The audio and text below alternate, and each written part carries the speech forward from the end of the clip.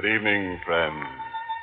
This is your host to welcome you through the creaking door into the inner sanctum for another quiet, restful evening on the homey side. What's that, madam? Oh, the humidity. You feel less. Oh. Well, right this way into the morgue. This cold slab will straighten you out.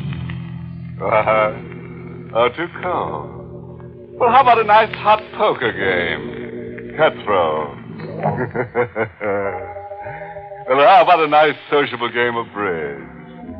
No? Oh, I see. Yeah, it's afraid of the stiff competition. Oh, you play. Well, remember, you gotta pay up if you lose. We got enough deadheads here.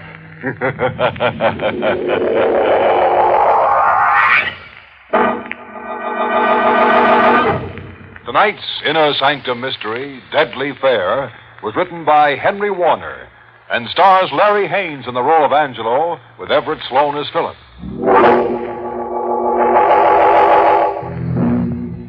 Just a moment. Don't settle back in your chair. You're going for a ride. Ready? It's the dark hour before dawn. Along the tree-lined suburban highway, the headlights of the speeding sedan poke two long yellow fingers through the swirling dew. Behind the wheel of the sedan, a local taxi, sits Angelo Minetti, the cab driver, the cold nose of a madman's gun pressed against the back of his neck, wondering by what fate a man like himself will live through the beachheads at Salerno and Anzio, only to come home to die like this. Wondering how long before the madman's trigger finger bends in a nervous twitch and makes a widow out of his wife, Josie, and a fatherless boy of a 7-year-old son, Johnny. I'm sorry I yelled at you tonight, Johnny. Sorry I made you cry, but if I ever get out of this, you can have all the crayons you want. 100 boxes of crayons, and you can mark up all the walls. You can mark up the whole house. Pray for me, Johnny. I can't die like this. What a break. Just because I was a good guy and changed shifts with Connolly. I guess it was just in the cards for me instead of Connolly. Just in the cards to be working nights and meet the 225 when it pulled into Larchmont. Taxi? Here you are, ma'am. You going to the manor? Yes, ma'am. I took a quick look up and down the station platform to watch for stragglers. Bad business leaving a local citizen stranded in the middle of the night. Then I saw him coming towards me carrying a suitcase. He must have got off from the first car. Is this a taxi? Yes, sir. Oh, I can't tell. These suburban taxis look like private cars. Where to, sir? You go to New Rochelle? I slept past my station. Well, good thing you only slept by one station. Sure, I'll take you. If you don't mind riding while I drop this lady. Thanks.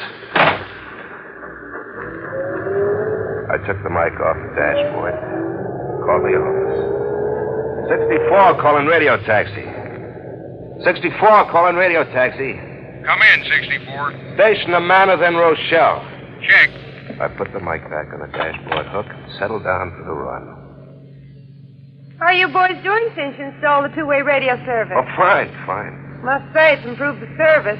Is it dependable? Oh, yes, ma'am. No trouble at all. Circuit's always open for us to receive messages. If I want to talk back, I just press the button on the hand mic. Very simple.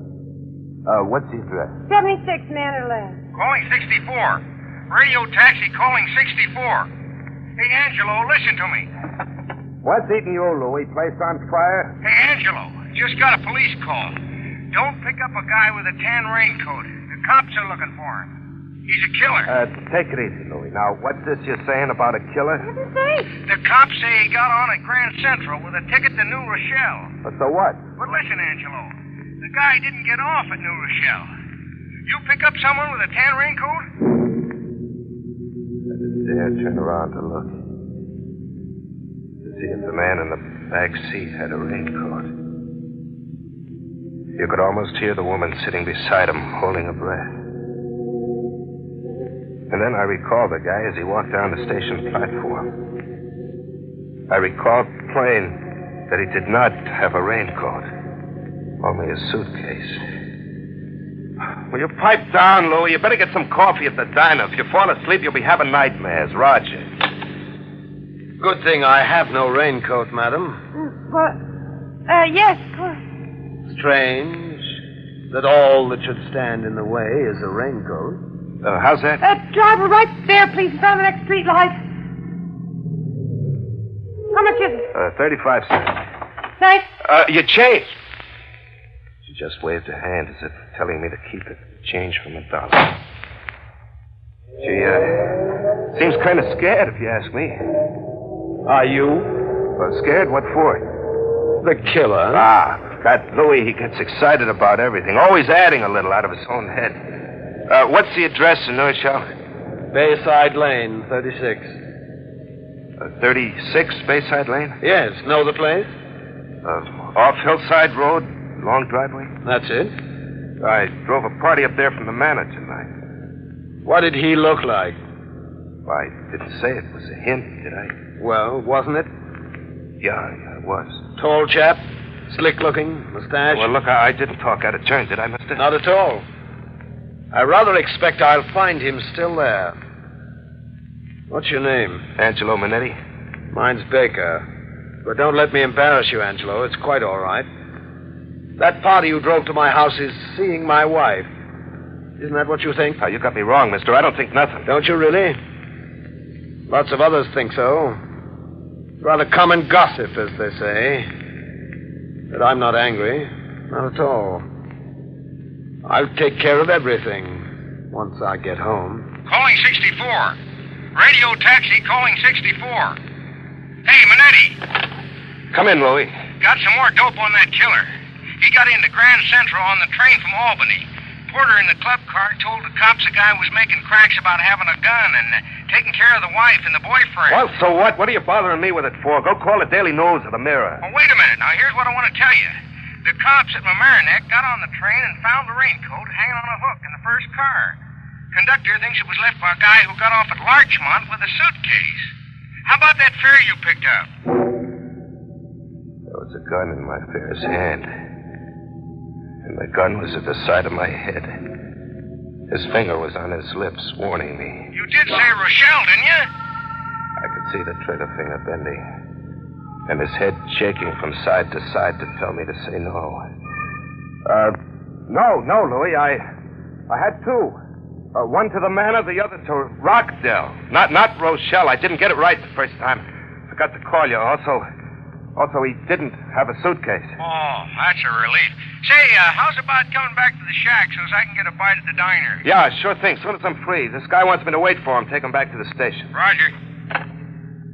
Nice work, Angelo. I got a wife and kid to think of, mister.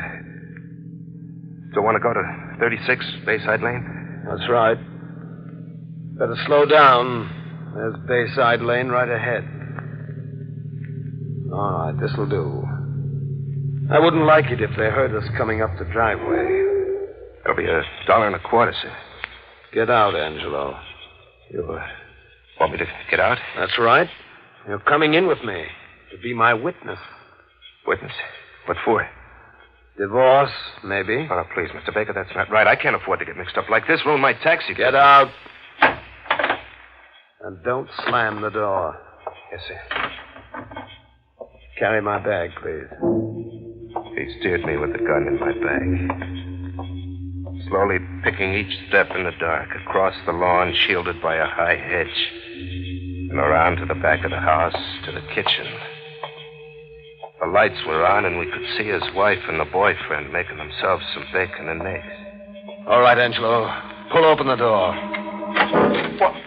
Hello, Doris. God. Hello, Walter. What are you doing with that gun? Please, Philip. Excuse me while I close the door, Walter. No use waking the neighbors. Oh, Doris, this is Angelo. Walter, Angelo. The introductions were polite, all right, but deadly. And he looked like he was enjoying it, a big joke. But there was nothing funny about that crazy grin on his face and the way he kept waving the gun around at the three of us. Well, Walter? Philip, please, you frighten me. Walter's not frightened. He never was. Of me? Isn't that so, Walter? Well, why don't you answer? There's nothing to say. Doris, do you love Walter? Come now. Of course. And you, Walter, do you love Doris? Yes? You dirty liar. Please. He's lying, Doris. I know he's lying. He wouldn't go around bragging how he sees you every time I go out of town if he really loved you. That's not true. We're going to be married. Oh, married? Not until you become a widow, Doris. I'll never give you a divorce. Or are you planning to divorce me? All right, Philip, you found me here and you have a witness. What are you going to do about it? I came back from Albany tonight to kill you. Philip! But I'll give you just one more chance. If I ever hear that you're trying to see Doris again behind my back, I swear I'll kill you. And Angelo here can be my witness that I warned you. Remember that, Angelo. Yes, you got me wrong, Philip. Sure, I've been seeing Doris, but I never went around talking about it. Don't come any Only closer, tonight Walter. I said to Doris, let's tell him. Give me that gun. Let go. Let go, Give man. me That gun. Philip, please, stop it. Stop! Doris! The three of us stood there, paralyzed, looking down on the still body of Mrs. Baker, her eyes glassy and blue, her blonde hair soaking up the blood from the hole in her head. One look was enough for the three of us to know that she was dead. You killed her, Philip. I killed her? No, Walter. You killed her. Didn't he, Angelo?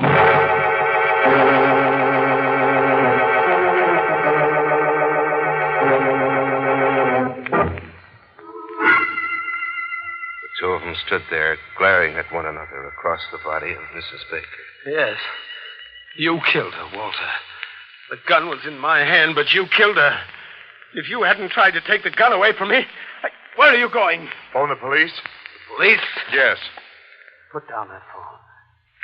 Put it down! Don't you think you ought to put that gun away now? He's right, Mr. Baker. I don't think he even heard you. He kneeled down beside the body of his wife and stared at her tenderly. Suddenly his mouth started to move like he was choking for air, and his face twisted in angry pain and hate as he looked up at Walter. I could see Walter sensing it, too, realizing that Mr. Baker was going out of his mind. There was a heavy glass ashtray by the phone. I could see Walter slowly reaching for it. Mr. Baker looked up and jumped back as Walter threw it. You won't stop him! You stay out of this, Angelo! Don't shoot! Don't! Doctor. Angelo. Doctor. You're going to die, Walter. Die like Doris. Angelo. Help me. Doctor. Don't bother, Angelo. He won't need a doctor. Stop it. No, don't do it. Mr. Baker, give him a chance. Please, give him a chance. He doesn't need a doctor now, Angelo, does he? Go on. Bend over him. See if he needs a doctor. He's dead. Yes. Now they're both dead. Both dead. What do we do, Mr. Baker? Do? What is there to do? The police. We ought to call the police. They'll take me away from Doris. I don't want to leave her. No, I mustn't leave Doris. No, please. Please, Mr. Baker, won't you give me the gun? The gun? No. No, I got the gun to protect myself from Walter. But I'm not afraid of Walter anymore. He's dead. Walter's dead. That's right. Doris is dead and Walter's dead. We can't leave them here. We must take them away to a nice, quiet place where they can be alone forever. We take them away in your car, Angelo. My car? Yes, Angelo. You must do as I tell you. It will be their funeral car.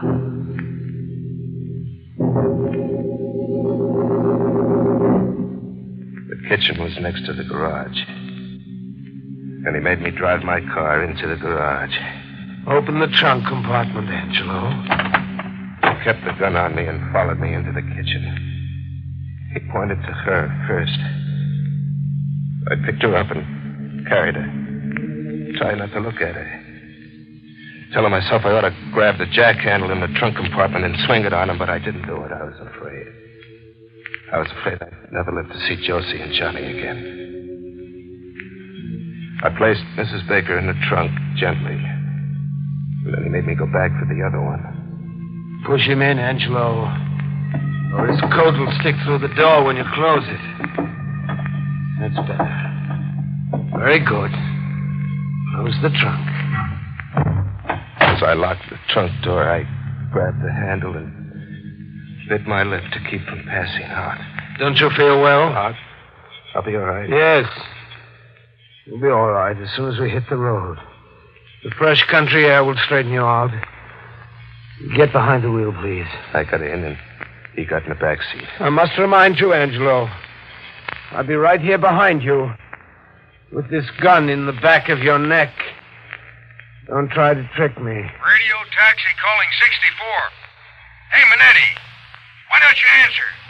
What's the idea? Don't answer, Angelo. Call me on the phone if your mic is out of order. Ignore him, Angelo. Start driving. Where to, Mr. Baker? Just keep going. But stay off the Hutchinson Parkway. Patrol cars, you know. Take the back roads. You'll find a nice, quiet place for them.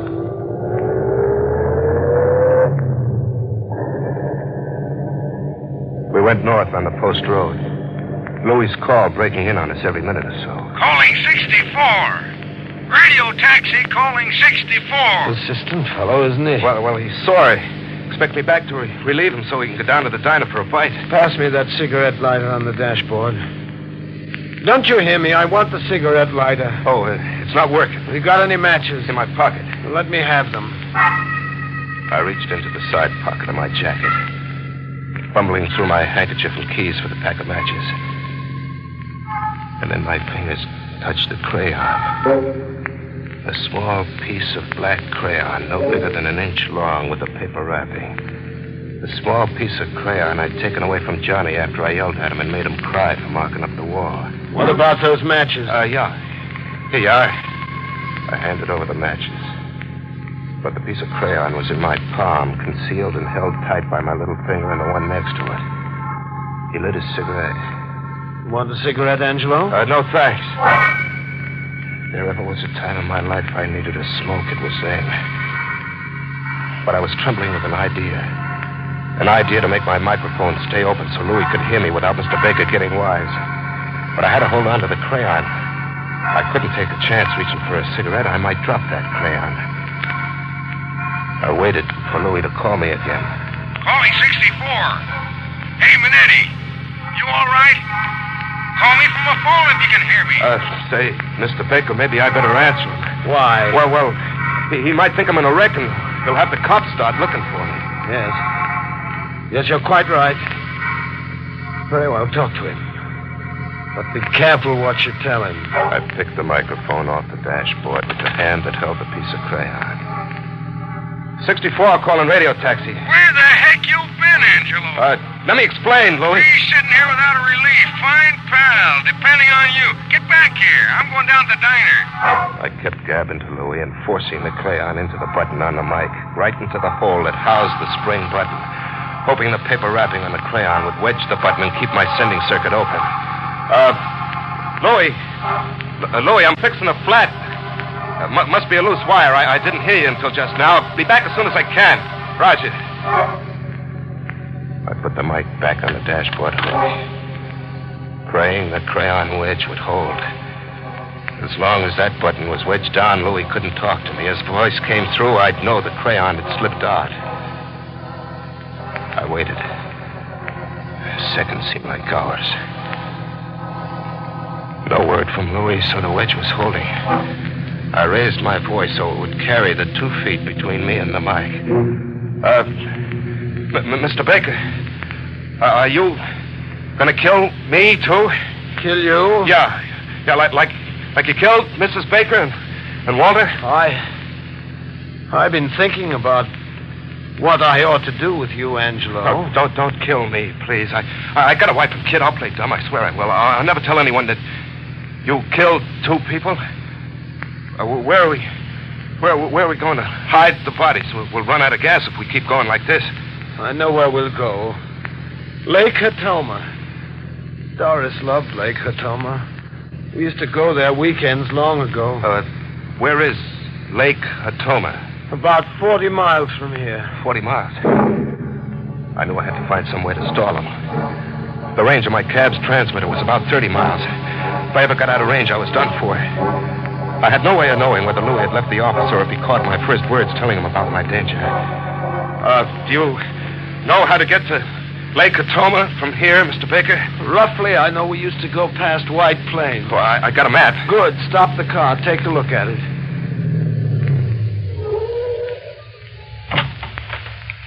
Now, let's see. White Plains. Yeah, Lake Hatoma. There it is. We go up here and then... I know where it is. Sure. All right, let's go. We'll go the most direct way. No detours, mind you. Oh, no, sir. We're on Weaver Street now. We keep going up Weaver Street till we get into Old Mamaroneck Road. That sounds right, but hurry. I'm getting very tired. Step on the gas. I heard him, but I played dumb. Don't you hear me? I said let's go faster. Yeah, sure. Anything you say, Mr. Baker. But, you think it's smart? We're doing 50 now. Not very fast in the country. Well, county patrol cars are all through this section. We'll get caught speeding. That's quite all right. I pay the fine. Faster, Angelo. That's better. 60, 65, 70. Faster. It'll soon be daylight, and I'm very tired. I wonder if Doris is tired. Say, what did I tell you? This is Weaver Street. And then into Old Mamaroneck Road. Oh, hear that? Patrol car? I told you. Here comes our speeding ticket. Slow down. But remember, I'll have the gun in my coat pocket. Let me do the talking. Just accept the ticket and we'll be on our way. Pull over! The patrol car let me roll ahead and swung in behind us, and we came to a stop. Where do you think you're going? You were doing 80. Let's see your license. It's my fault, officer. I asked him to. Yeah, what for? There's been a death in my family. My wife. Sorry. Well, I have to give the driver the ticket. He looked at my license in the beam of the patrol car headlight. And he started making out the ticket. And then in the side mirror of my cab, I could see another cop get out of the patrol car with a gun in his hand. And I saw him sneak down on the right side of the cab. He stuck the gun through the open back window just as Mr. Baker saw him. Don't move. What? Too bad we couldn't take him in.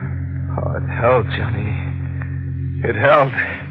Say, how come this guy didn't get wise? Your microphone circuit was open. You want to know? You really want to know? I'm leaving the house to go to work, see? In the hall, my kid, Johnny, is marking up the walls with crayon. I yell at him, and I make him cry. I take the crayon away, and that's what kept the mic open. Here, look here. You see? The crayon's still holding the buttons down. Hey, you got any kids? Yeah, why? You think I done right?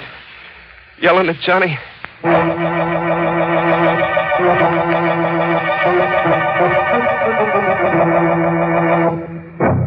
Which just goes to show you a fella can do a lot worse than stopping in the middle of the night for a lovely siren. As you fathers, next time you find Junior's crayon scrawls all over the house, he means well. Just trying to show you the handwriting on the wall. Oh, this reminds me of a fella I know who's crazy about baseball. When the warden asked him what he wanted for a last request, he said he'd like to watch a game from the scaffold.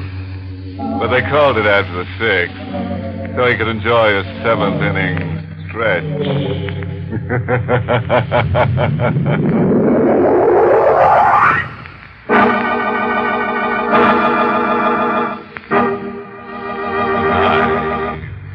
Pleasant dream.